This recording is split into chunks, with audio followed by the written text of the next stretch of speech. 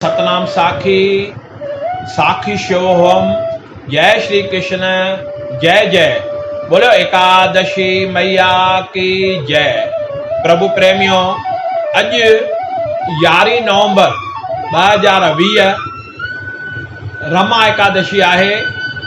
इन जी तव्हांखे विस्तार से कथा ॿुधायूं था, पर इन खां अॻु में ग्यारस माता जो नंढो नंढो भजन तव्हां सभिनी खे ॿुधायूं था। सभु प्रेम सां भगवान कृष्ण जो ध्यान करे ॿुधंदा। अज 11 जो ॾींहुं आयो, अज 11 जो ॾींहुं आयो, कयो प्रभु मिलण जा साया, ओ कयो गुरु मिलण जा साया, ओ कयो भाग ठाहिण जा साया। अज 11 जो ॾींहुं आयो, अज 11 जो ॾींहुं आयो। प्यारी साध संगत, भागन वारी आहे 11। जेको भी रखे तो उन जो ही लोक त सहेलो थे तो, पर परलोक भी सहेलो थे तो। 11 माता सभिनी जा कर्म ठाहींदी आ, सभिनी जो भाग ठाहींदी आ। अगर हिकु ॼणो भी कोई घर मां 11 माता जो नेम करे तो, 11 जो विर्त रखे तो, कुछ न कुछ फल उन जे घर वारन खे भी मिले तो, ऐं जेके असांजा समस्त पितर आहिनि उन्हनि खे भी कुछ न कुछ फल मिलंदो आहे। त इन करे अचो त सभजी गॾिजी करे 11 माता जो विर्त रखूं ऐं सतगुरु जो भगवान कृष्ण जो ध्यान कयूं।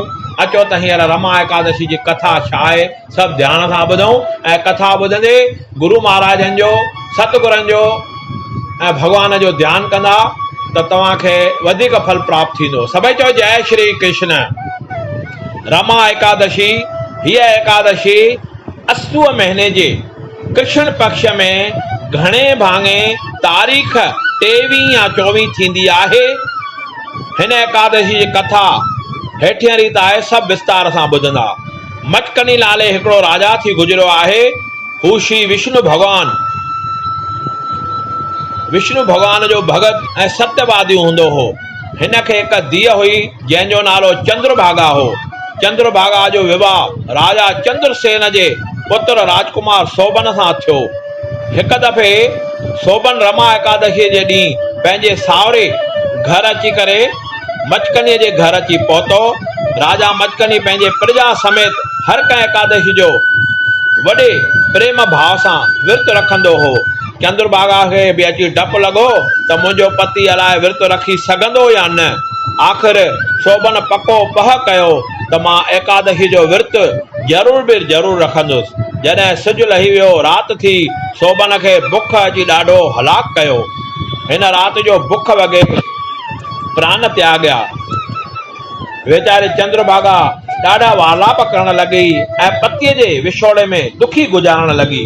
होॾां सोबन रमा एकादशी जो विर्त जे प्रताप सां, उन जे फल सां मंदराचल पर्वत जी चोटीअ ते हिकु देवपुरीअ जो वञी करे राजा थियो।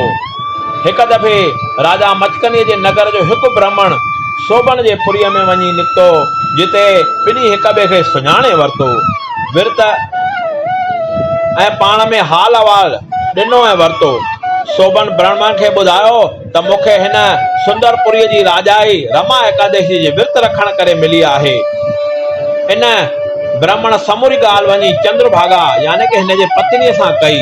जंहिं ब्राह्मण खे आजीनी जारी कई त मूंखे बि ओॾां वठी हलो त मां पंहिंजे पतीअ जो हली करे दर्शन कयां।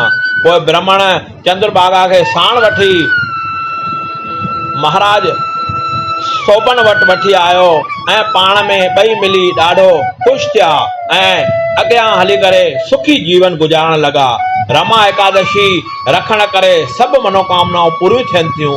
एकादशी मैया जी जेका कथा आहे, हर कंहिं महीने में यानी कि महीने में 2 एकादशियूं अचनि थियूं, समय अनुसार कयल आहे त एकादशी ॾींहुं जेतिरो थी सघे घर में, मंदर में भगवान जे साम्हूं ॾीओ ॿारणु खपे ऐं गुलनि फुलनि सां भगवान जी शेवा करणु खपे, पूजा करणु खपे, प्रार्थना करणु खपे, नाम जपणु खपे, सतगुरुअ जो भगवान कृष्ण जो दर्शन करणु खपे।